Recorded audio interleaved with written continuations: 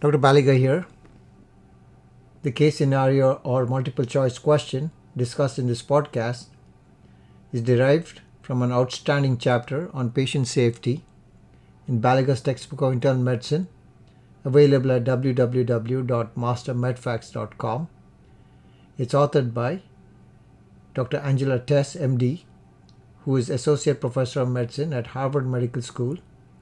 She's a hospitalist in the Division of General Medicine and Primary Care, Department of Medicine at Beth Israel Deaconess Medical Center, Director of QI and Safety for GME at Beth Israel Deaconess Medical Center. During her second year as a hospitalist, she served as a Rapkin Fellow in Medical Education. She served as an Associate Program Director for the Internal Medicine Training Program, where she was in charge of quality and curriculum development. As a hospitalist, Dr. Tess currently teaches on medical wards and is Director of Education for the Hospitalist program. Dr. Eric J. Alper, MD, is Professor of Medicine at UMass Medical School. He completed his medical training and internal medicine at UMass Medical School. In 1996, he became the first hospitalist at UMass Medical Center and helped to create the Hospitalist program there. He was the Internal Medicine Clerkship Director from 1998 to 2007 and Patient Safety Officer for UMass Memorial Medical Center from 2003 to 2006. A 73-year-old woman with hypertension and atrial fibrillation who lives in a skilled nursing facility develops delirium. A urine analysis reveals 105 white blood cells. Trimethoprim sulfa 1 double strength PO twice a day is prescribed by telephone. 3 days later, the patient presents to the emergency department with grossly heme-positive black stool and is found to have a hematocrit of 21. Her INR is 7.5. On detailed review of the patient record, the provider realizes she is also on warfarin. He states that he was not aware that the patient was anticoagulated. What is the adverse event in this case? A. The patient's delirium. B. The patient's urinary tract infection. C. The patient's gastrointestinal bleed. And D. The patient's supratherapeutic INR. And the answer is C. The patient's gastrointestinal bleed. Though the patient suffered from a UTI and delirium, from the details in the case, these are not related to specific actions or process of care. The gastrointestinal bleed is harm that she has suffered as a result of a supratherapeutic INR.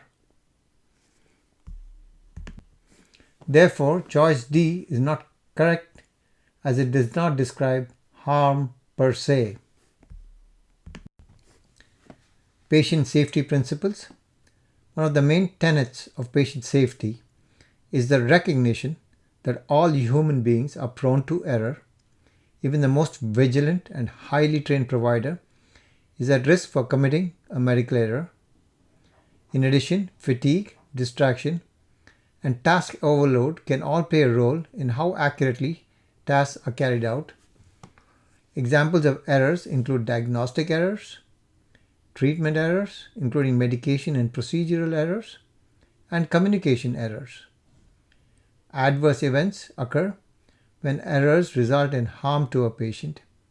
Harm can occur from errors of commission, where a provider acts, and from errors of omission, where a provider fails to act. However, not all errors lead to harm. Near misses arise when an error is caught and rectified, or doesn't lead to harm by chance. Scales have been developed that attempt to quantify the severity of medical errors, from errors that never reach the patient to errors which can cause temporary harm, permanent harm, and those which require life-sustaining measures and those that result in death. Key terminology in patient safety principles include: first, medical error, which is a mistaken act or omission. Some errors lead to harm. For example, a patient is allergic to penicillin and is ordered for the drug. This is the medical error.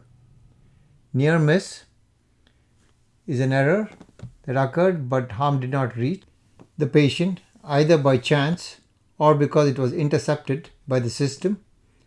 For example, a patient is known to be allergic to penicillin and the medication is ordered in error. The patient does not receive the medication because the pharmacist notices the allergy and does not dispense it. Adverse event: a patient suffers from harm as a result of interacting with the healthcare system. These can be preventable or unpreventable and is not always due to an error. For example, a patient is ordered for and receives penicillin and develops a rash. The rash is the adverse event. If the patient was not known to be allergic to this drug, it is an unpreventable adverse event. If the patient had a known allergy and received the drug, it is a preventable adverse event. Sentinel event is an adverse event which results in serious, permanent harm or death. A patient who is known to have a penicillin allergy is ordered for and receives penicillin and develops an anaphylactic reaction requiring ICU care and expires due to complications. So the key terms in patient safety principles include medical error, near miss, adverse event, and sentinel event. The case discussed in this podcast is derived from Baliga's textbook of internal medicine from an outstanding chapter on patient safety authored by Dr. Anjala V Tess MD, Associate Professor of Medicine at Harvard Medical School, and she is a hospitalist in the Division of General Medicine and Primary Care, Department of Medicine at Beth Israel Deaconess Medical Center, BIDMC. She is also the Director of QI and Patient Safety for GME at Beth Israel Deaconess Medical Center in Boston. During her second year as a hospitalist, she served as a Rapkin Fellow in Medical Education. During this fellowship, Dr. Tess created a model to teach quality improvement to residents. She served as an Associate Program Director for the Internal Medicine Training Program, where she was in charge of quality and curriculum development. Dr. Tess currently teaches on the medical wards and is the Director of Education for the Hospitalist program. She has led faculty workshops in both curriculum development and patient safety education. She is currently co-director of SHM and AAIM's Quality and Safety Educators Academy. Dr. Eric J. Alper is MD FACP, SFHM, is a professor of medicine at UMass Medical School, where he also did his medical training and his internal medicine residency. In 1996, he became the first hospitalist at UMass Medical Center and helped to create the Hospitalist program there. He was the Internal Medicine Clerkship Director from 1998 to 2007 and the Patient Safety Officer for UMass Memorial Medical Center from 2003 to 2006. He is now the Vice President and the Chief Clinical Informatics Officer at UMass Memorial Healthcare. He has received multiple teaching awards and has been recognized for numerous quality and patient safety improvements.